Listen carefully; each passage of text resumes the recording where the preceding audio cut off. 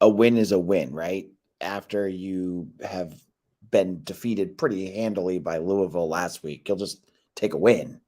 Well, this was not an easy one for Boston College, but they did escape with a win, and that's all you can ask for.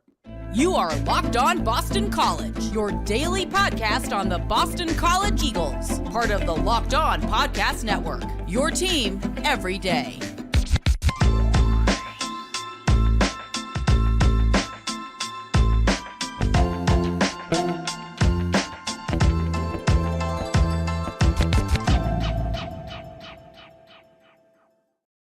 Hello and welcome. This is Locked On BC. I'm your host, AJ Black. this is our special post-game podcast on BC's win, defeating UVA on Saturday, 27-24.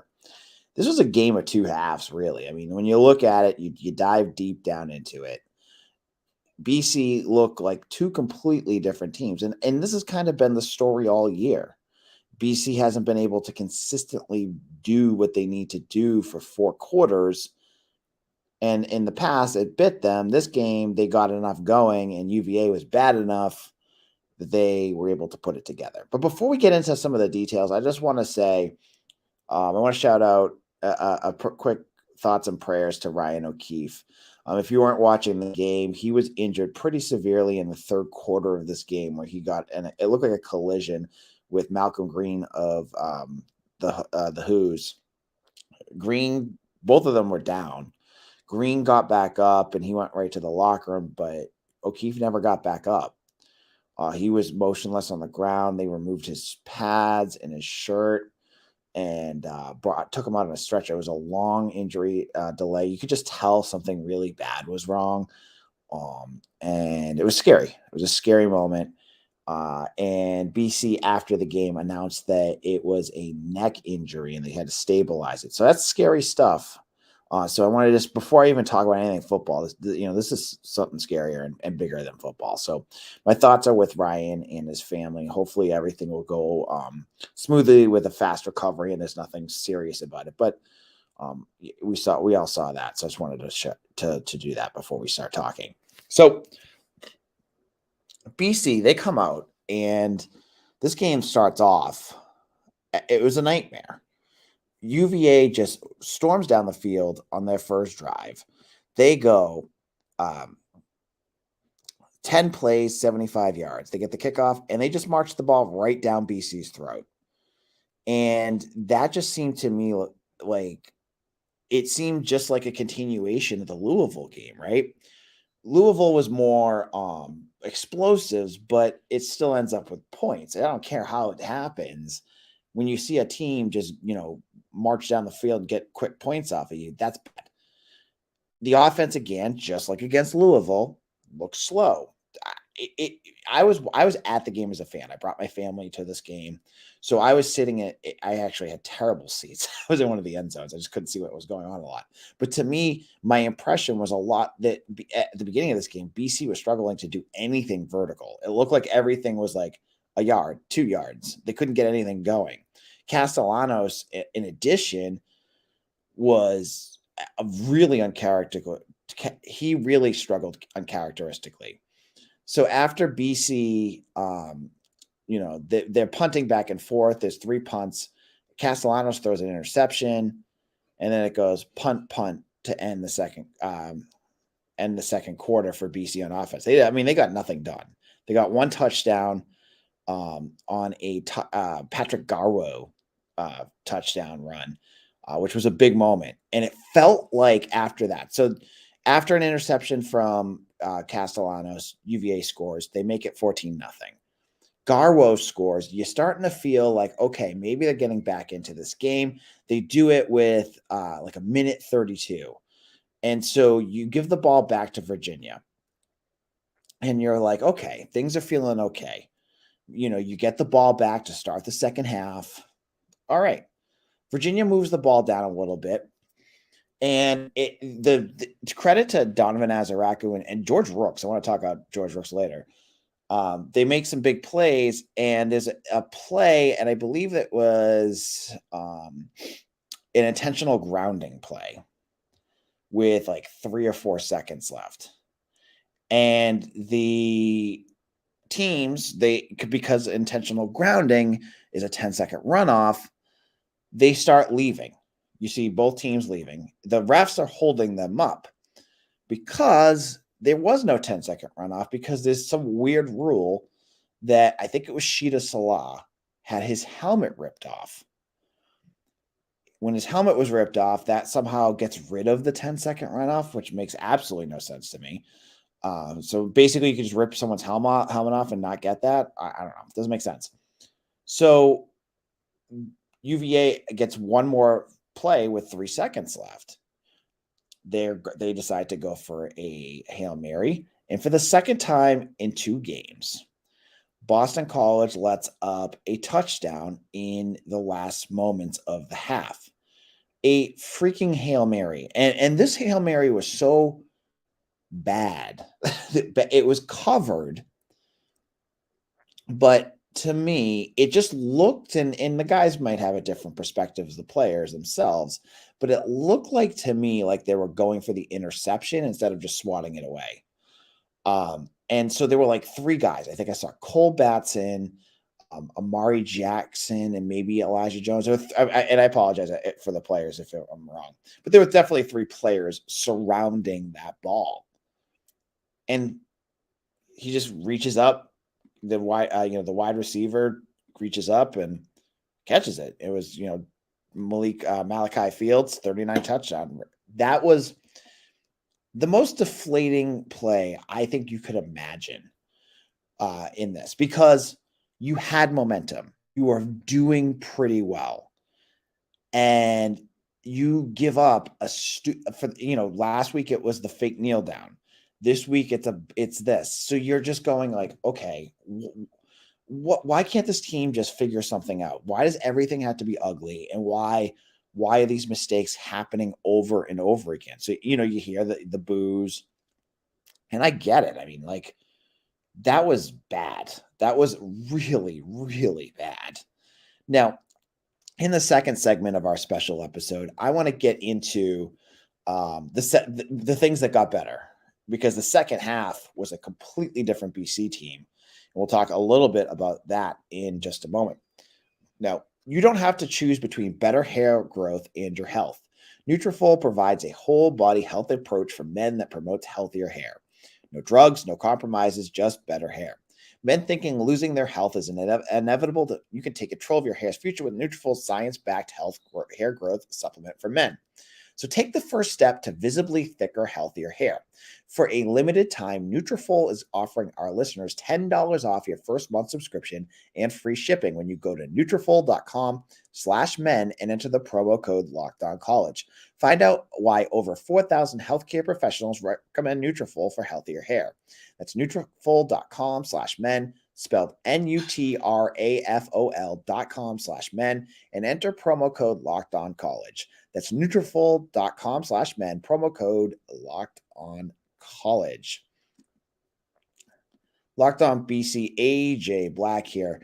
Thank you all for listening. And we're going, given the details about this game, because it was a dense game. There's a lot going on that happened between the lines in this matchup. It's the Parents' Weekend, right? Campus was buzzing. Jackie Franchuli from Wahoo's 247 sent a message like, "Is this always like this?" She was impressed by BC's crowd, and I was too. I had a tailgate. I was up by above Vanderslice, and I was up on the hill and had a spot, and it was great. It was great. But what was impressive to me was what's the rib about Parents' Weekends at BC is that by halftime everyone's leaving to go to the North End for their family dinners. Didn't happen in this game, which I thought especially after that deflating Hail Mary,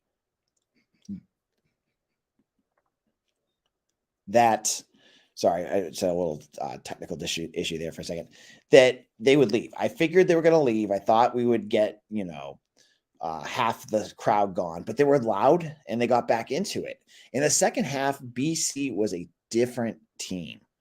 They get the ball back. They go 11 plays, 63 yards, and Liam Connor hits a 42-yard field goal. at that point, even then, I was going, you're not going to win games with field goals. You need to start doing more here. But you know what? You need to get points too. You did what you had to do. You trust your defense. And to their credit, this second half, let's shout out the defense. After starting off with a little bit of blips with that first drive was bad. Then they were put in a bad position after an interception, and then whatever the hell the Hail Mary was. After that, they were pretty much flawless in this game. And you saw a team get, BC had, I think, 5 sacks this whole season. They had 4 in this game. You had sacks from Donovan Azaraku. George Rooks had a sack and a half. Kari Johnson, Chris Banks, and Sheeta Salah all were credited with at least a half a sack. They were getting after Tony Muskett. They were doing what they needed to do to cause pressure. They were getting into the pocket. And, with Mitch, we were talking about how Muskett wasn't a mobile quarterback, but they were running him a lot. And he had 9, or what was his rushes? He had 14 rushes. He led the team in rushing attempts. And so Tony Elliott, I think, thought there would be something there for his team to go after. There wasn't. There was nothing for them to really get. They had a few runs, but the defense, I thought, really stepped up. Elijah Jones, man, he got called for a bad pass interference down the stretch, but his interception was beautifully read. That was a big time play right there. And, for all his faults, and he was, his score is going to be terrible on Pro Football Focus tomorrow. Thomas Castellanos, again, with the big plays. He threw for 2 touchdowns in that second half, again to Lewis Bond, who is becoming wide receiver number 1. Going into this season, I had been praising the wide receiver room. I thought it was going to be a deep room. There's definitely talent there. I always thought, Joseph Griffin would be wide receiver 1, and then Jaden Williams would be wide receiver 2. Jaden Williams didn't even play today. He wasn't on anything. Lewis Bond did. And another piece about Bond, while I'm talking about him, because he's incredible to watch. He had that. He didn't get the touchdown. I think it was the one that Garwo ran in. He showed, I don't want to say the speed of Zay Flowers, but he showed some, again, like his footwork is incredible. Like there was that play, like he added like 10 yards of yak after that by juking the crap out of the UVA defenders. That was great. And the other part I liked about Lewis Bond, and I'm going to give this credit to the special teams coach and Jeff Halfley for putting him in this, is that Jaden Williams was not returning kicks. And the difference was night and day. Lewis Bond had a couple big returns. He didn't let everything just bounce by him, and then losing yards on, the bounce of the ball. And he fair caught when he needed to fair catch. That's what you got to do. And I really do hope that Lewis Bond is the starting punt returner, and maybe kick returner now that O'Keefe might be missing some serious time. He needs to be out there because he does it right. It's not a coaching thing. It must have been just a Jaden Williams thing, because the difference was very, very clear, and I thought it made a big difference. And Mitch will be able probably to give us the details on it. On average field position, you weren't going back to the 10, the 5. They were getting better field position in the second half. So BC's offense was clicking here. And when you look at the scoring data, when you look at how big the yard differences were in the first and second half, it's absolutely stunning. It was how much of a 2-game, it felt like 2 games. Here is the stats officially from Boston College themselves. So this was their first game. I thought this was interesting too. This is the first game since 1997 that they've erased a 14-point halftime deficit. Since 1997, that's 26 years ago. It took 26 years to overcome a 14-point deficit. That's how bad things have been. I mean, you watch so many of these football games on TV. How many of them do that week in and week out? BC hasn't done it in 26 years to get that off their back. But what I was getting for it was BC outgained was outgained 267 to 120 in the first half in yards, but then outgained UVA 266 to 39 in the second. Mitch is going to have a hot take about this defense on tomorrow's show. But this defense had an outstanding game. In that second half, they led, BC back into this. They were the ones that kind of got things going, with the interception, the sacks, the UVA only averaged 2.3 yards per carry. That was what they had going into this game. But Kobe Pace, only 2.8 yards per carry. The receivers, they had their moments, but BC still shut them down in that second half, and that was huge. Now, we're going to wrap things up in a little bit with a few last thoughts. But if you have any thoughts about this game, I want you to leave them in the comments right now too, because I know there's a lot of you out there. And if you're enjoying this, hit that like button and subscribe to our YouTube channel. If you're listening to our podcast, give us a 5-star review. It really does help people find our podcast. I know many of you enjoy us and want to do that as well. So before we do that, I want to get to eBay. eBay Motors. Passion, drive, and patience. What brings home the winning trophy is also what keeps up your ride or die alive. eBay Motors has everything you need to maintain your vehicle and level it up to peak performance. From superchargers, roof racks, exhaust kits, LED headlights, and more, whether you're into speed, power, or style, eBay Motors has got you covered. And with over 122 million parts for your number one ride or die, you will always find exactly what you're looking for. And with eBay's Guaranteed Fit, your part is guaranteed to fit your ride every time or your money back. Because with eBay Motors, you're burning rubber, not cash. With all the parts you need and all the prices you want, it's easy to turn your car into the MVP and bring home that win. Keep your ride or die alive at ebay.com/motors. eBay Guaranteed Fit, only available to U.S. customers. Eligible items only. Exclusions apply. Locked on BC, AJ Black. And as I already said, we kind of wrapped up our conversation about this game, but I want to kind of now wrap up, give my takeaway. What is my takeaway from BC? And a win is a win. You always will take your wins. And with BC, it hasn't been coming a lot lately. So it's nice to get a win, especially when you have Army on deck. You play well. You could be 500 next week. You don't, things go back to where it was. But still, I go into this game, leaving this game, concerned about BC for a few things. One, they aren't able to consistently put it continued, but it wasn't to the point that they lost the game, but they are not able to put together a complete game. They went a whole half again where they played like dog poop. That's the same way that they played against Florida State. That's the same way they played against NIU. Like every game has that half where they look like the league's worst team. And then they turn it back on. That is a major issue. And every game from here on out will be impacted by that. I mean, today's was too, but you got to start playing 4 quarters. You can't play 2 quarters and expect to win a game.